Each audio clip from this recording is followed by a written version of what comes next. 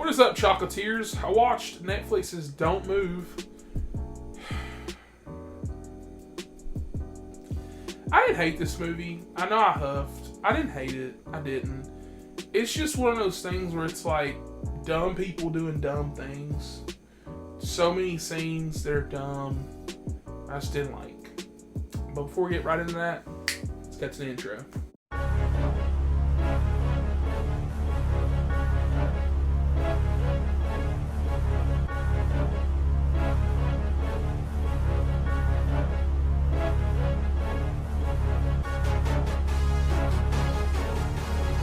Welcome back, Chocolatiers. Got a little sweet tea right here.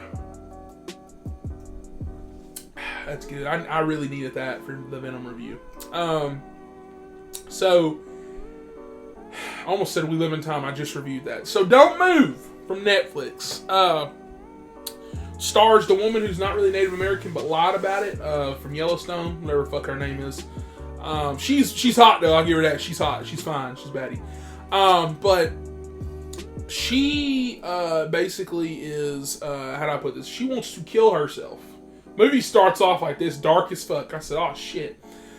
So you learn from her real quick within the first like 6-7 minutes, because she starts talking to this guy. She goes to this cliffside, she leaves her phone and stuff, and she's pretty much going to jump and kill herself because her son fell the same way, because he was out looking for something and nobody was really watching him, and he fell to his death. And so she still feels guilty, she feels bad, and she can't live over that, and so she's gonna kill herself. But this man shows up right before she's about to jump, and he talks her out of it. As they walk to the car, he's blocked her in.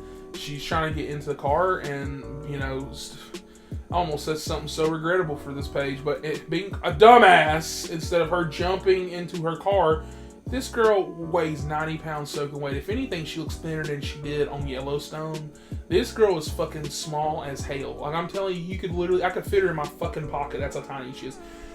She cracks the door this fucking wide. Okay, my fat ass can't get in there. She could. Okay, at one point she puts her leg in there. I said, just fucking finish. When he gets out and he's holding an umbrella, she's like, I could just go and get in my car. Then at that point, he probably have to break a window. It's a pretty tight squeeze. He got to get over here. She can probably crank up, drive off. No, she doesn't do it. She stands there. I think she walks to him to an extent. Or like, I don't know. But he gets her. And this is when the movie starts. Because, yeah, that's right. He's injected her with something about an hour ago. Something that's going to start making her muscles go all fucked up.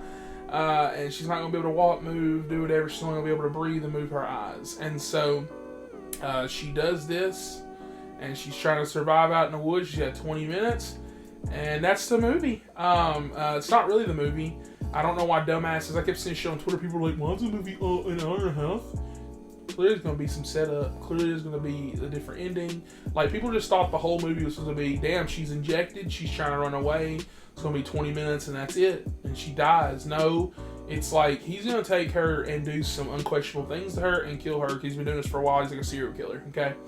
At least that's what they allude to. They don't tell this and that. In the movie, we learn small things about him, about like his family, stuff like that, and kind of like reading into stuff, but it's not that serious. This movie's not that serious. But small things I didn't really like about this movie. It kind of dropped it in score for me, because overall the movie's fine. It's not bad. It reminded me of Strange Darling, but it, you know, just a little bit, just because it's like, damn, it's like cat and mouse game, whatever. But like, for example, at one point, and I'm only going to go this far as the story. I'm going to leave the rest up to you if you guys want to watch it. But at one point, when the drug fully works on her, she's ran away enough, and this old man gets her in a wheelbarrow. And it's just small things like this where I was like, oh, nice. You know, he's like she's blinking and like answering questions. And he's picking up on what she's putting down. And he's going to call 911. Bang, bang! Knock, knock, motherfucker. FBI. No, it's the white man. He comes to the door. Dude's like, hey, it's a serial killer. He's like, hey, I need you to stay on my porch. I'm going to get my phone. Lying to him, right? He fucking goes inside to get the phone. Turns around, dude's like in the house. He's like, what the fuck? Dude won't fucking leave. This is weird. This is suspicious, okay? Man, the old man has a phone in his hand. I'm gonna get my remote to show you this. So, where the camera distance is from me, he's actually probably a little bit farther away. And actually, I'm going to use this for example. The man is right here sitting down on his couch. The dude's standing up, the old man is. He could go 911, ring. He don't even have to say shit. 911's going to be like, hey, they going to send some fucking squad cars here.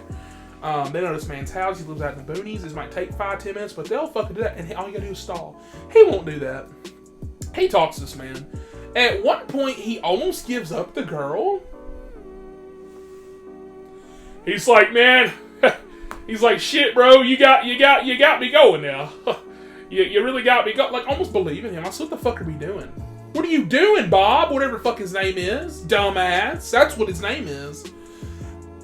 And then they start fighting. And I'm going to stop right here. But just dumb shit like that. I just wanted to use that example because it's like, bro, like, if some woman can't fucking move or can't even speak, I don't give a fuck if I believe her husband. I've called 911 already. Before I even wheeled the bitch in the house, I'm calling 911. The fuck? And I'm black. The fuck? You call the police. He's like, let me put her in at my house first. You know, she could be lying to me. She could kill me. I'm going to put her in my house first. Then I'm going to dial 911, but then right before I do it, I'm going to let a knock on the door stop me and let a knock on the door. I'm going to dial that bitch first. Before I answer, I'm like, I need some help here. Put the phone down. I'm going to leave it on. And I'm going to go answer the door. Like, we're going to do this a different way. We're going to play this different way. Get a weapon when you answer the door. Motherfuckers like answering unarmed. Don't call the police. That shit made me angry. And even like that, there's like character moments where characters do stuff angry where like it's literally situations where it's like, damn, I've got you hostage. And the hostage is like, hey, get some out of my pocket. And he's like, oh, fuck, okay. What? Like, really, at one point, I was like, bro, they are ruining a good movie. Because this movie's alright. Like, I was like, bro, this is like a good Netflix 7.5. Nah, bro. They kept fucking ruining it by doing shit like this. I was like, not even your dumbest human would do this. Like, bro, he's a professional. I don't just want to call him professional serial killer because he's got this medicine. I don't know if he's a doctor, like how he's getting this medicine, you know, whatever. But he's doing all this shit. He's going to a cabin in the woods where he's doing it that he owns. And then he's like dumping the women's bodies and like doing all this shit meticulously. And he's like, yeah, I'm going to get some out of your pocket. Oh, yeah, I'm going to run up to this man. Like, what are we fucking doing?